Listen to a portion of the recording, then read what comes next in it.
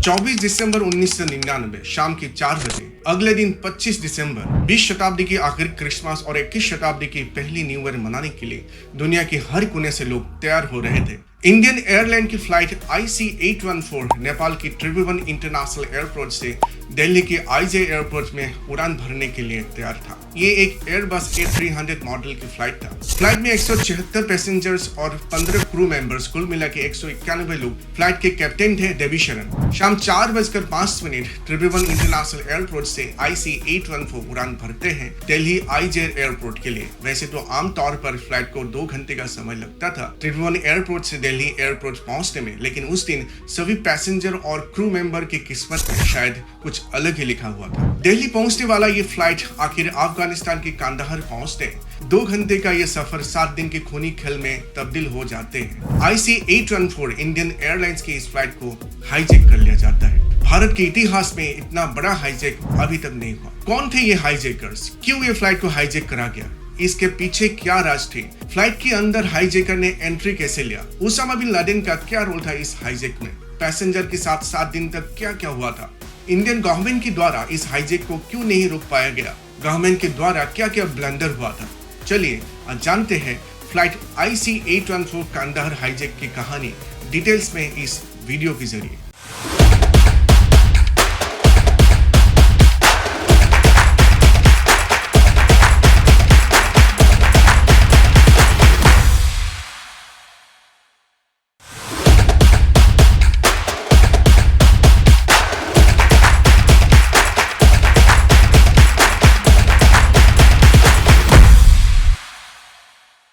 Video शुरू होने से पहले आपसे एक गुजारिश है, वीडियो तो आप लोग देखते हो बट सब्सक्राइब नहीं कर रहे हो। वीडियो सही लगा तो सब्सक्राइब कीजिए और बेल आइकन को जरूर दबाइए ताकि मैं जब भी वीडियो आप लोगों के लिए YouTube में अपलोड करूं आपको नोटिफिकेशन मिल जाए। 1999 सितंबर के पहले हफ्ते बांग्लादेश के सब्जी मंडी इलाके के एक किराए के मकान में 5 लोग मिलते हैं। इब्राहिम अठार, सनी अहमद काजी, शहीद अख्तर सैयद, इब्राहिम जहूर मिस्त्री और शकीर। ये लोग हरकतुल मुजाहिदीन एक पाकिस्तान टेररिस्ट ग्रुप के मिलिटेंट्स थे। ये 5 टेररिस्ट पिछले 6 महीने से एक मकसद के लिए काम कर रहे थे। इन लोगों का मकसद था हरकतुल मुजाहिदीन के सरगना मौलाना मसूद अजहर के साथ साथ कुछ और भी टेररिस्ट जो भारत की जेल में बंद थे उसे रिहाई कराना। अब इसके लिए उन लोगों ने प्लेन हाईजैक की रास्ता अपनाया। जरिया तो और भी थे, लेकिन प्लेन हाईजैक को ही क्यों चुना गया? इसका पहला कारण था नेपाल की त्रिभुवन इंटरनेशनल एयरपोर्ट की जो सिक्योरिटी चेक की कंडीशन थी वो बहुत ही बदतर थी, तो टेररिस्ट को फ्लाइट तक पहुंचने में कोई दिक्कत का सामना नहीं करना पड़ेगा। दूसरा रीजन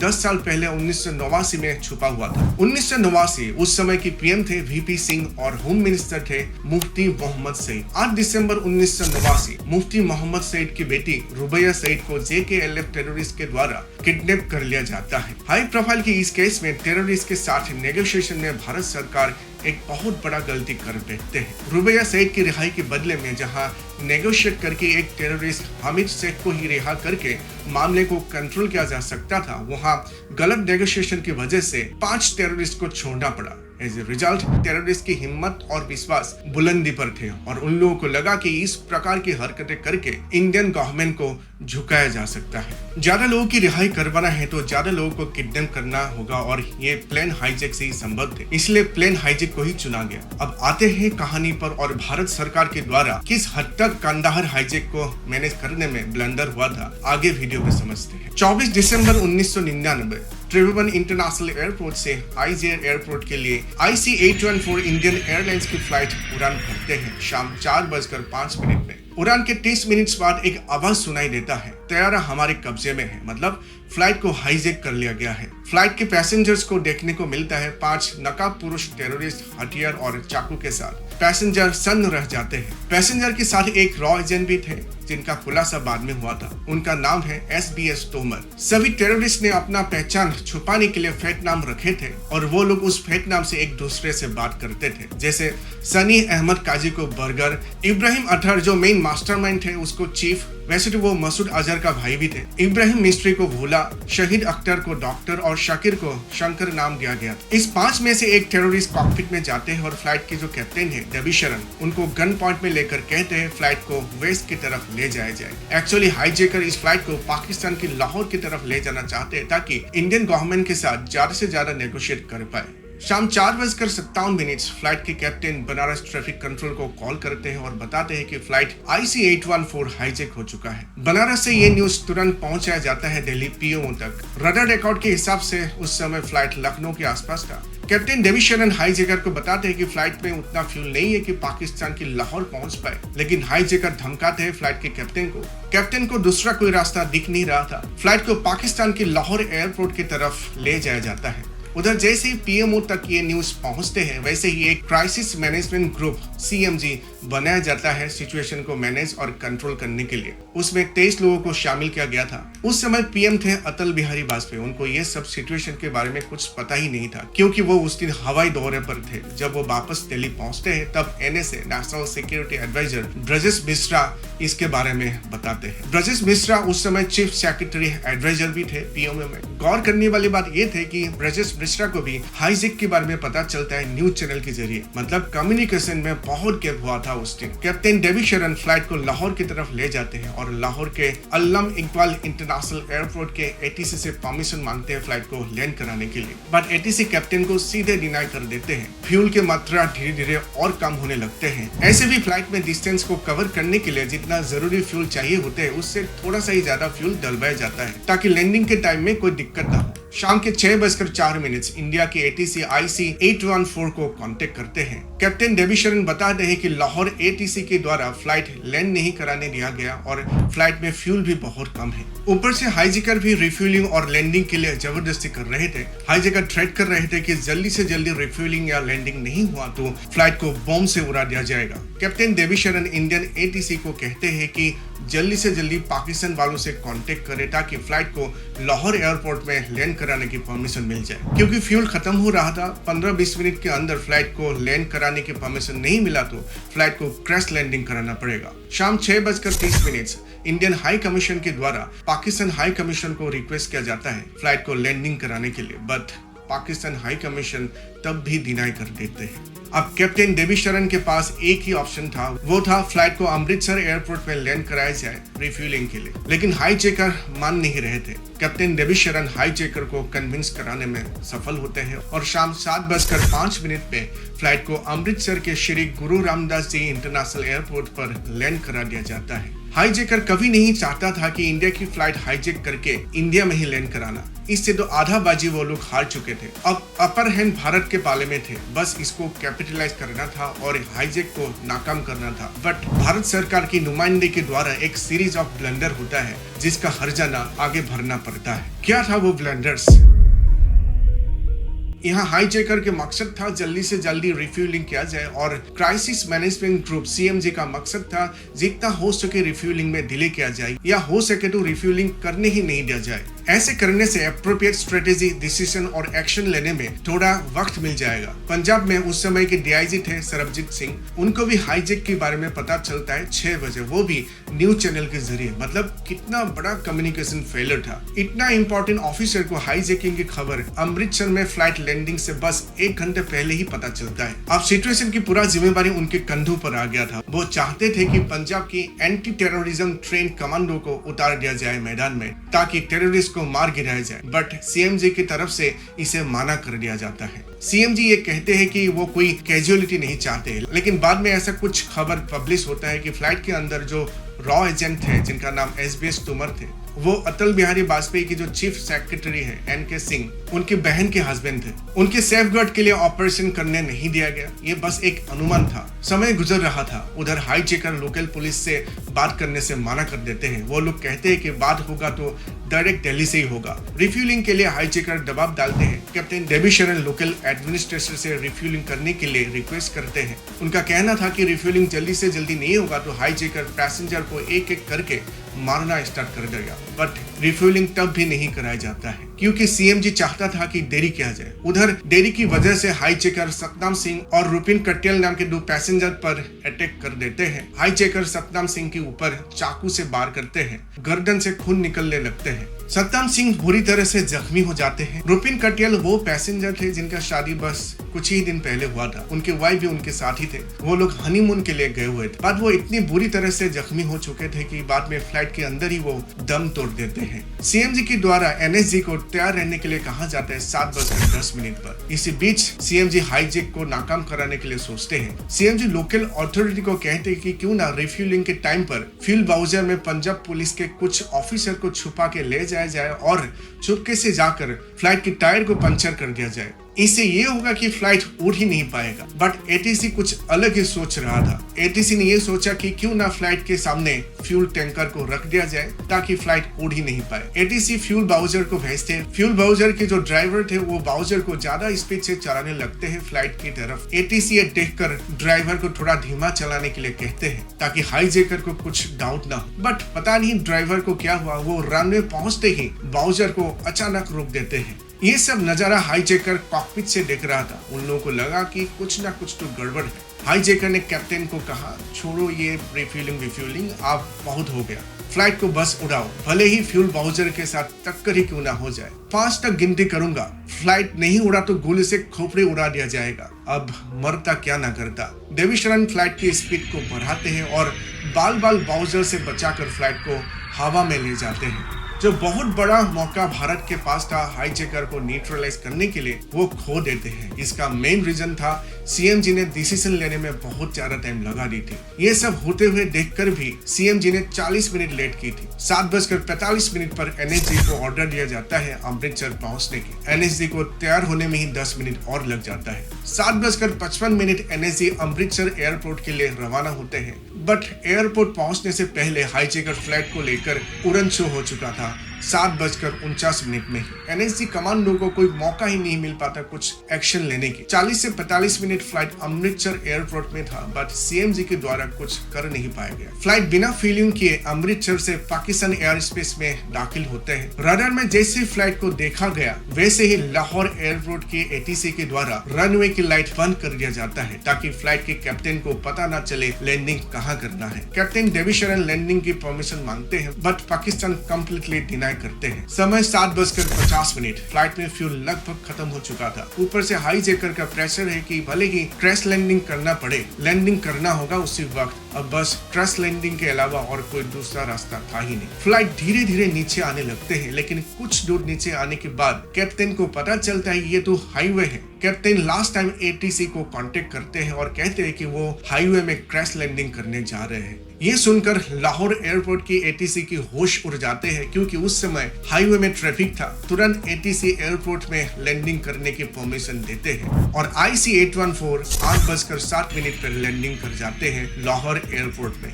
इंडियन अथॉरिटी के द्वारा रिक्वेस्ट किया जाता है पाकिस्तान अथॉरिटी को कि फ्लाइट को दोबारा टेक ऑफ की परमिशन ना दिया जाए।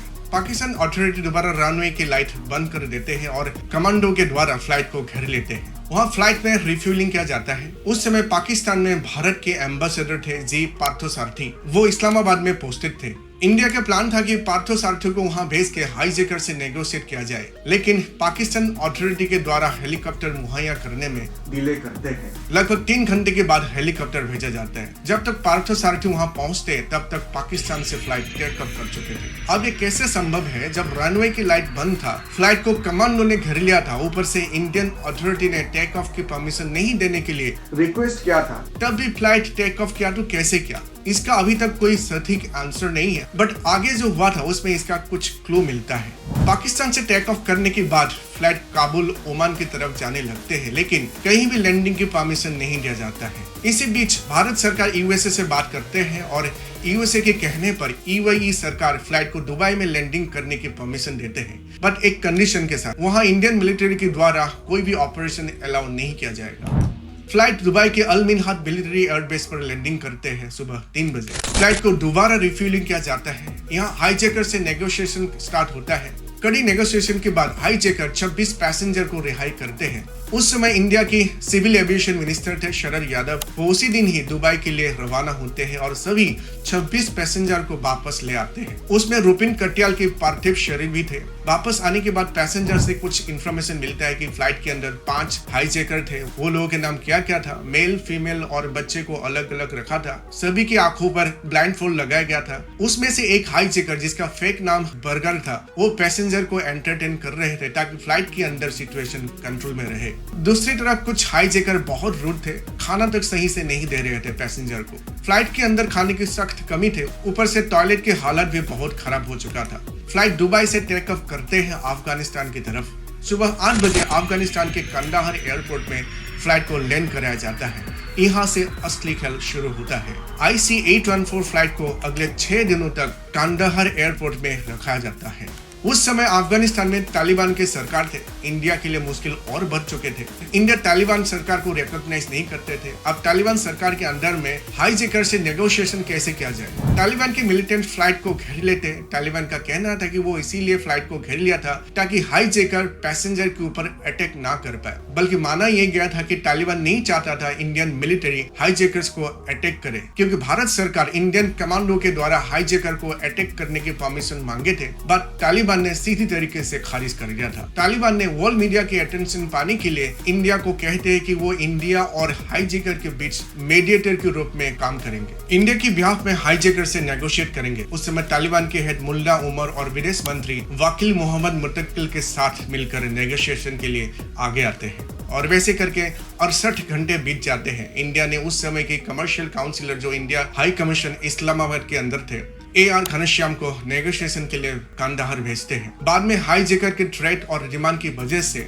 एक 52 लोगों की स्पेशल टीम बनाया जाता है और कंदाहार भेजा जाता है। उस टीम में अजीत डोभाल भी थे। उनका कहना था कि हाईजैकर को पाकिस्तान की ISI की मदद मिल रहा था। ISI ने एंश्योर किया था कि टेररिस्ट को सेफ पैसेज दिया जाए एग्जिट के लिए। 1999 में कारगिल वॉर में पाकिस्तान को मुंह की खाने पड़े थे। ये एक रीजन हो सकता था पाकिस्तान इनडायरेक्टली हाईजैकर को सपोर्ट कर रहे थे। और नेपाल में जो सिक्योरिटी ब्रीच हुआ था उसमें दाऊद इब्राहिम के नेटवर्क का हाथ था। स्पेशल टीम को हैंडल कर रहा था विवेक काजो, जो जॉइंट सेक्रेटरी थे होम मिनिस्ट्री की तरफ से। नेगोशिएशन में हाईजैकर मौलाना मसूद अजहर 36 और मिलिटेंट्स साथ ही साथ $200 मिलियन यानी उस समय के हिसाब से 860 करोड़ की डिमांड करते हैं। इसके अलावा भी हरकतुल मुजाहिदीन के फाउंडर सज्जद अफगानी जो जम्मू में मारा गया था, उसका डेड बॉडी भी डिमांड करते हैं। इंडिया के लिए ये डिमांड आउट ऑफ रेंज थे, लेकिन वहां दिल्ली में कुछ अलग ही चल रहा था। 26 दिसंबर 1999 उस समय की foreign minister Jaswant Singh press conference कर रहे थे। होस्टेजेस के रिलेटिव उस प्रेस कॉन्फ्रेंस में पहुंचते हैं और फॉरेन मिनिस्टर को कहते हैं कि जल्दी से जल्दी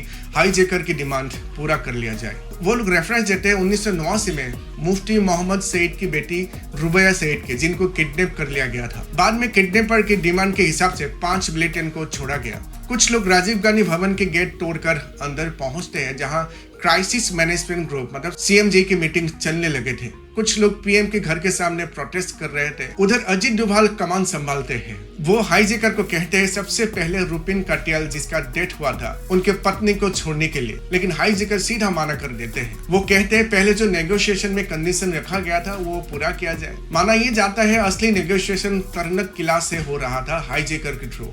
ये उस जगह का नाम है जहां उसामा बिन लादेन रहा करता था। बाद में ये भी पता चला कि हाईजैक कंप्लीट होने के बाद वहां जश्न भी मनाया गया था। तालिबान के नेगोशिएटर भी इसमें कोशिश करते हैं नेगोशिएशन की कंडीशन कम करने के लिए। 4 मांग में से 2 मांग जो $200 मिलियन और डेड बॉडी को हैंडओवर था, उसे हटाने के लिए हाईजैकर मान जाते हैं। अब रह जाते हैं 2 मांग, मौलाना मसूद अजहर और 36 मिलिटेंट को रिहाई करना।